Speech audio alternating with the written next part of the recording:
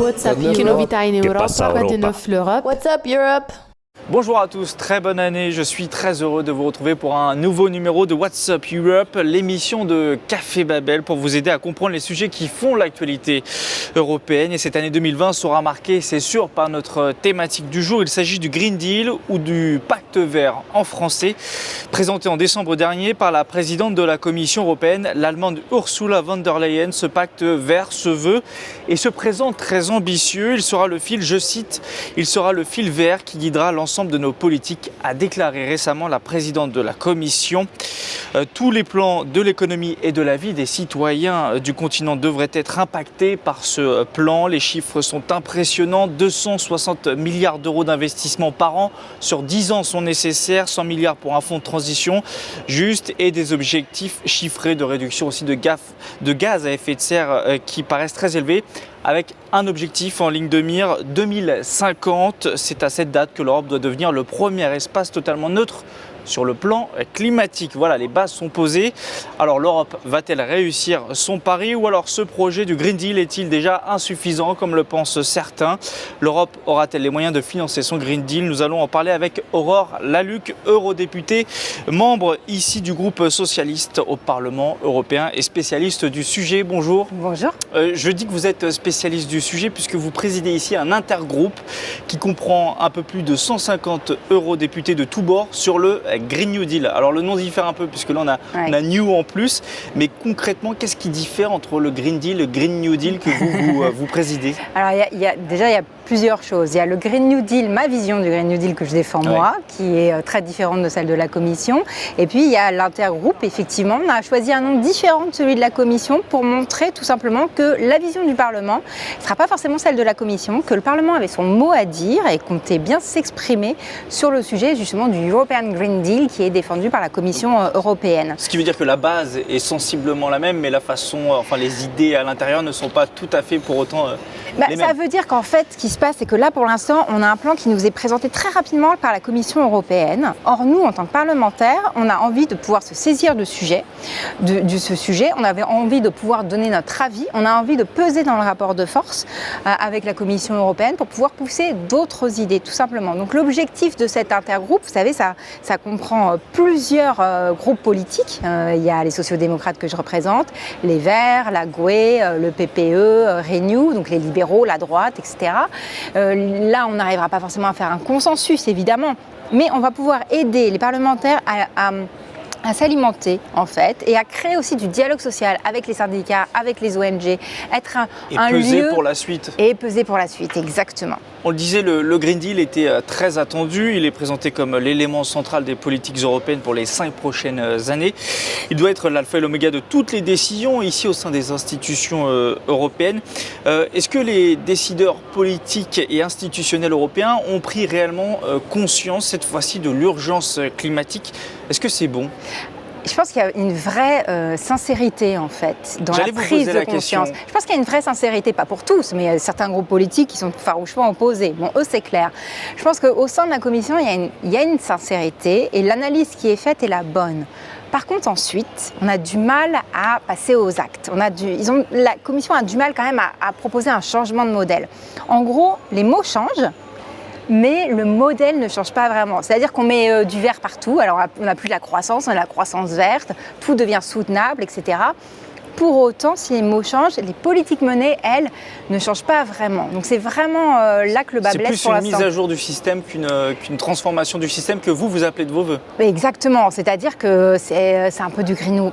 je ne vais pas dire que c'est du greenwashing parce que ça ne l'est pas encore, c'est pas vrai. Mais ça pourrait très bien que ce Green New Deal pourrait se transformer en greenwashing assez facilement. C'est un gros effort quand même pour Ursula von der Leyen qui vient de la CDU allemande, donc la droite allemande. C'est quand même un effort que du coup vous saluez, que vous reconnaissez, mais qui n'est pas suffisant en résumé. C'est un vrai effort et on va être clair, je ne pense pas que dans son camp ça fasse des heureux.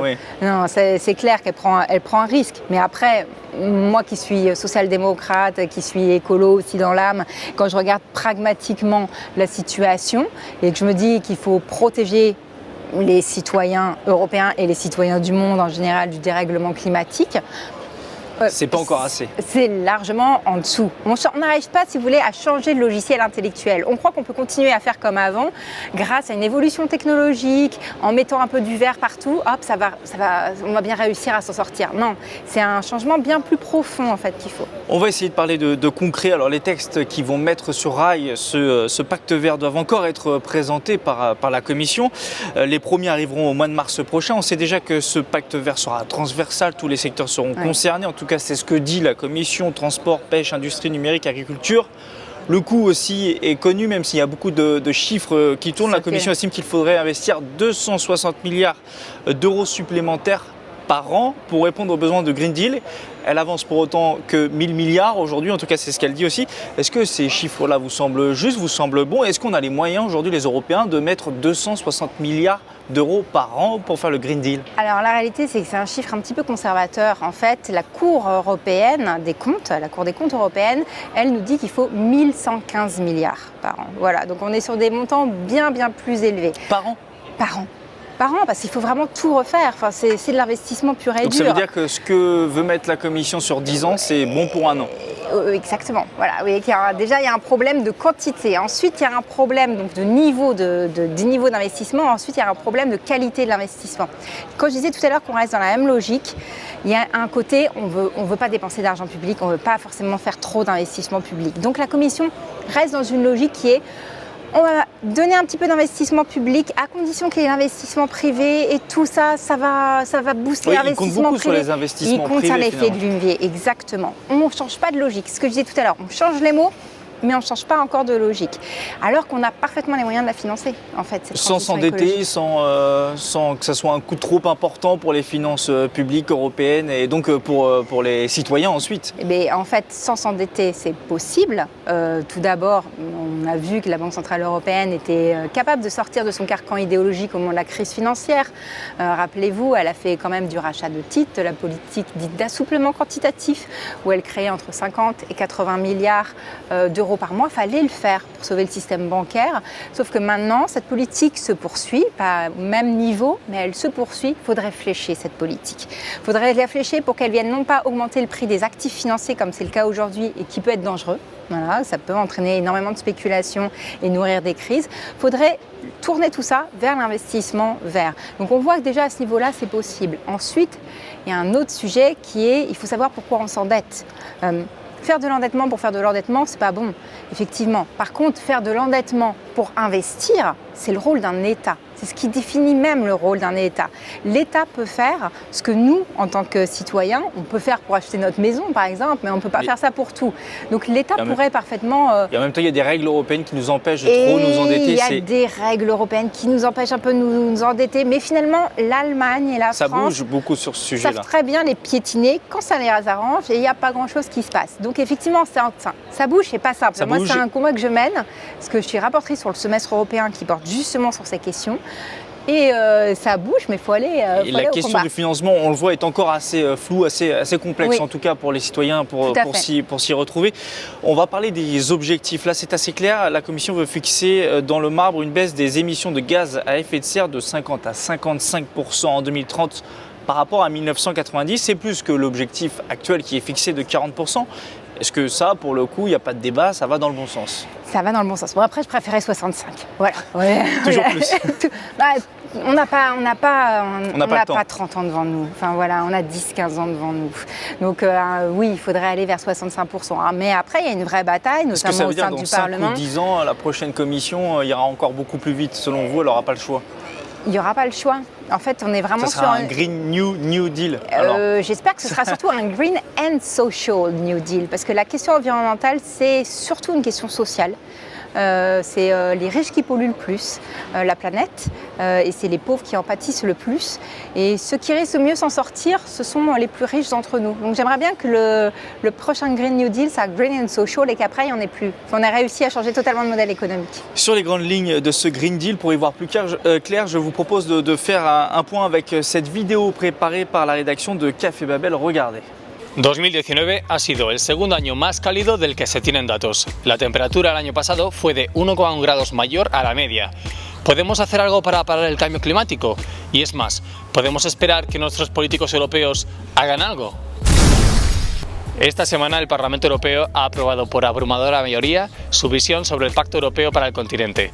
El texto respalda la estrategia para la transición ecológica que la presidenta de la Comisión, Ursula von der Leyen, ya presentó hace unas semanas y que pretende ser la nueva estrategia industrial de Europa. Cuando presentó el plan, von der Leyen llegó a calificar el anuncio de momento hombre en la luna para Europa. This is Europe's man on the moon moment.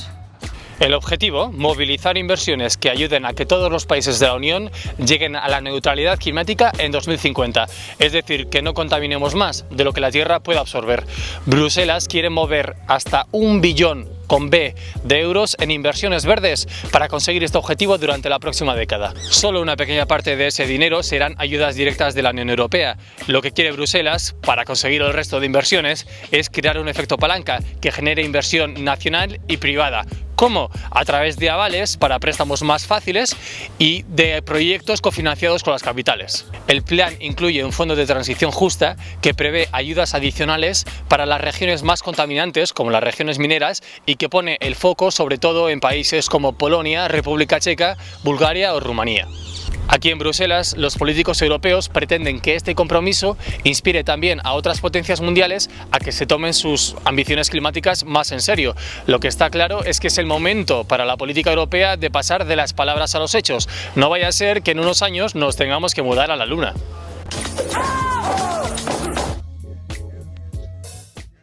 Avec ce Green Deal ou avec votre Green New Deal sur lequel vous travaillez, qu'est-ce qui pourrait changer dans la vie de tous les jours d'un citoyen européen? Est-ce que par exemple des métiers vont disparaître? Est-ce qu'on n'aura plus de tomates l'hiver dans les supermarchés? Est-ce qu'on sera empêché par exemple de prendre l'avion quand on le souhaite, où on le veut?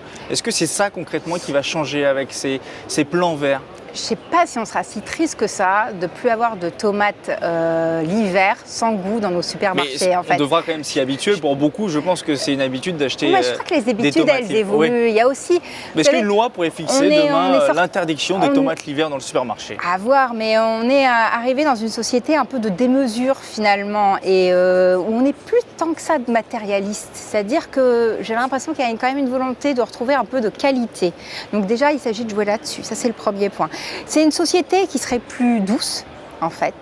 C'est une société qui serait moins polluante, qui ferait donc moins de mal, pour parler concrètement à notre santé et à notre vie. Et ce serait une société aussi plus sociale. Parce que comme je le disais tout à l'heure, la question environnementale, c'est avant tout une question sociale. Ça veut dire qu'au lieu de compter en permanence sur le fait de grossir la taille du gâteau pour pouvoir faire en sorte que chacun ait une part à peu près convenable, là, le gâteau, il resterait à peu près à la même taille. Et par contre, il va falloir répartir correctement. Donc ce serait une société plus juste, plus douce, moins polluante. Je pense qu'au final, on irait vraiment mieux. C'est important de rassurer les gens, les citoyens, avec des termes comme vous les énoncez en ce moment, positifs plutôt qu'alarmistes, plutôt qu'interdire, ça serait... Non, il y a des choses qu'il faudrait interdire, mais je ne pense pas que ce sont des interdictions qui vont nous faire du mal. Enfin, c'est quand même notre survie sur la planète qui est en jeu, parce que la planète, elle va continuer à exister. Elle n'aura pas de problème. C'est nous, c'est notre survie en tant qu'être humain et notre survie pour pouvoir vivre correctement aussi. Donc ce ne sont pas des plans qui sont là pour faire du mal, c'est des plans qui sont là pour faire du bien. Si on prend par exemple la question de l'isolation... Il y a bien quelqu'un à qui ça va coûter. Vous pensiez aux riches tout à l'heure. Aux plus riches d'entre nous? Oui, tout à fait. Il faut prendre l'argent là où il est, mais on a 50 à 100 millions de précaires énergétiques sur notre continent. On est le continent le plus riche du monde quand même. C'est pas normal que 50 à 100 millions d'Européens n'arrivent pas à se chauffer correctement l'hiver ou se rafraîchir correctement l'été, n'arrivent pas à payer leurs factures énergétiques. Ça par contre, par exemple, un Green New Deal, ça permettrait d'éradiquer la pauvreté environnementale. C'est un des objectifs. Et plus de social pour éviter notamment des gilets jaunes un peu partout en Europe. En tout cas, ça a été souvent évoqué et la Commission propose la mise en place d'un fonds de transition juste. On va éviter de parler encore de chiffres, mais elle annonce 100 milliards d'euros là aussi jusqu'en 2027 et ce fonds pourrait financer la reconversion professionnelle, l'accès justement au logement économe en énergie. Là, pour le coup, c'est un bon point. Alors, on a eu les chiffres qui sont un peu revus à la baisse. On voit il y a très peu d'argent public, à peine 10 milliards visiblement. Il y a 7,5 milliards et le reste, ce sera du privé. On ne sait pas trop comment le privé va financer une transition juste. C'est pas son l'intention rôle. est bonne, puisque ça L'intention en lien est bonne, mais avec le je vais vous dire social, ce qui serait le plus important. Le plus important, c'est même pas tant le montant qui est alloué. Le plus important, c'est de savoir comment le Français qui travaille dans une usine automobile, comment le Polonais qui travaille dans une centrale à charbon, comment ils vont être au courant de la façon dont ils vont pouvoir payer leurs factures alimentaires, comment ils vont pouvoir nourrir leur famille. Sachant que leur métier pourrait disparaître demain. Voilà, exactement. Donc il va falloir arriver dans un degré de précision assez important. Pour l'instant, on n'y est pas. Et c'est pas 7,5 milliards qui vont mais c'est changer les surtout choses. De dire exactement, enfin vous imaginez, moi je travaillerais dans pour faire ça, il faut de l'argent, c'est la problématique. Il faut de l'argent, mais il faut aussi un degré de précision très fin. Moi, si je travaillais dans une usine automobile aujourd'hui, savoir que l'Europe débloque 7,5 milliards, ça me dit rien. Ce que je veux savoir, c'est concrètement pour moi, pour ma famille, on attend encore les comment textes. ça va se passer concrètement. Il y a besoin vraiment de précision. Est-ce qu'il va falloir créer des agences de la transition, créer des pensions de transition pour les personnes? Ça, on a besoin de concret si on veut unir tout le monde. Sinon, évidemment, c'est tout à fait compréhensible, les gens vont pas vouloir. L'Europe jouit souvent d'une image positive sur les questions environnementales à travers le monde, en tout cas pas toujours au sein du continent, mais à travers le monde. Quand on pense qu'elle a besoin, elle, de 30 ans pour arriver à la neutralité carbone, faut-il se dire que les États-Unis et la Chine n'y arriveront par exemple jamais, et faut-il s'inquiéter ? Puisqu'on est le continent le plus en avance, ça paraît un peu comme ça. Si on pose des choses sur table, assez alarmant.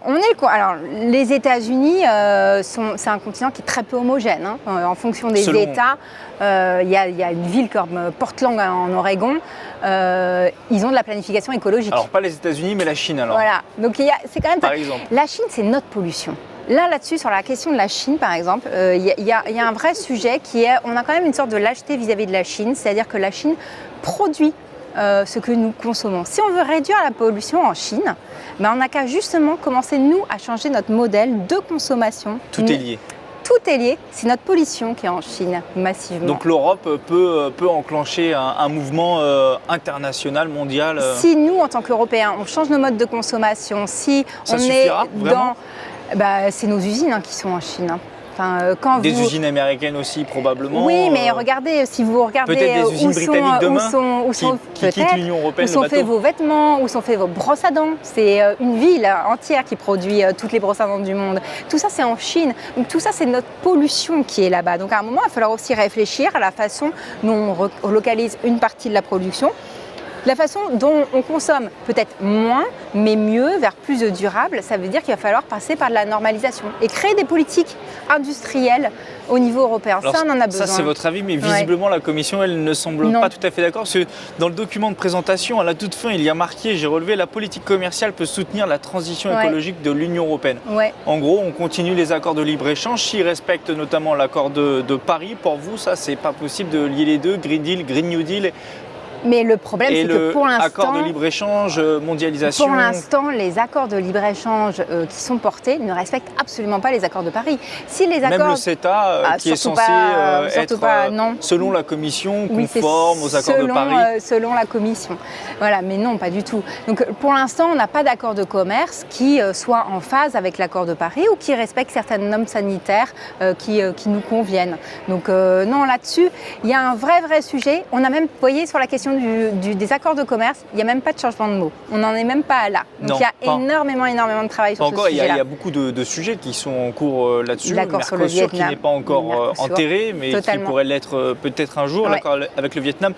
Vous sentez quand même les mentalités changer sur les accords de libre-échange On les sent changer quand la société civile et quand les citoyens mettre la pression, pour dire les choses clairement. Même au sein de mon groupe politique, c'est pas simple. Donc c'est plus un intergroupe à 150 qu'il faut faire, c'est à 150 millions d'Européens. Mais plus la société civile, plus les citoyens nous poussent, plus, je vais le dire clairement, plus ils gueulent en fait, plus ils scrutent ce que les parlementaires font, etc., et plus on arrive à gagner des combats. C'est comme ça qu'on a gagné les combats au Parlement européen sur la question de la fiscalité, par exemple. C'est parce que la société civile est montée en créneau et elle n'a pas lâché.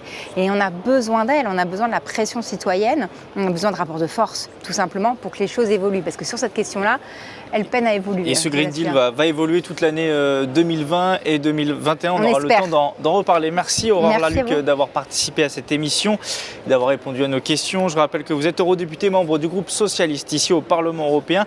Cette émission est à retrouver sur le site cafébabel.com et sur nos réseaux sociaux. Bien sûr, on se retrouve très vite au Parlement européen. À bientôt.